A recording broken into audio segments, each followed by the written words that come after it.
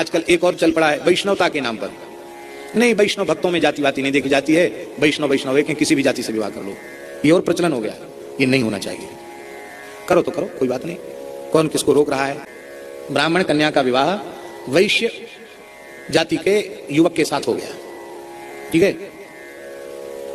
अब उसकी संतान हुई, उसको आप क्या मानोगे?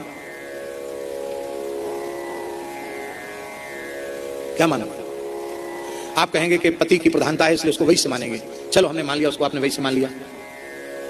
अब जो दौहित्र है, बहुत ध्यान से सुने महाराज जी, दौहित्र माने लड़की का लड़का, उस लड़की के लड़के को अपने नाना नानी के चरण छूना चाहिए। अब वो ब्राह्मण कन्या का पुत्र है, तो वैश्य यदि उससे अपने चरण छुआएगा तो उसको कौन सा पुण्य मिल जाएगा। फिर दौहित्र को अपने नाना मामा इनके खानदान का पिंडदान जलदान का अधिकार होता है, और उसमें वर्ण संकरता आ गई तो पिंडदान जलदान का अधिकारी तो रहा नहीं। संतान दो प्रकार की होती है, एक धर्मज और एक कामज।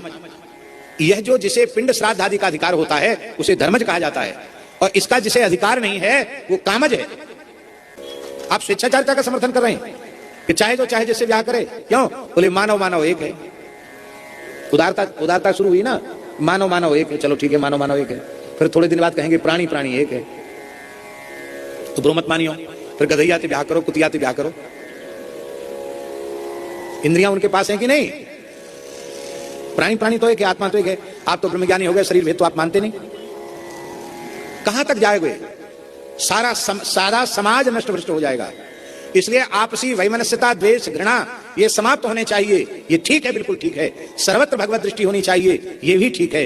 लेकिन वर्ण व्यवस्था और आश्रम व्यवस्था जैसी हमारी वेदादि शास्त्रों ने स्वीकार की है, जैसी हमारी ऋषि महर्षियों ने स्वीकार की है, उसको ज्यों का त्यों स्वीकार करने में ही राष्ट्र का, समाज का, मानव जाति का हित है।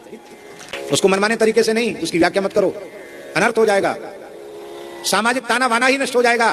किसी जाति को, किसी परंपरा को नष्ट करने का एक ही उपाय है, उस समाज को में विकृति फैला दो। विकृति क्या है? वर्ण संकरता। पुत्र किसको कहते हैं? पुत्र शब्द का अर्थ है नरक, और त्र माने त्राण, जो नरक से बचावे उसको पुत्र कहते हैं। ऐसी वर्ण संकर संतान तो पुरखों को नरक में ले जाती है।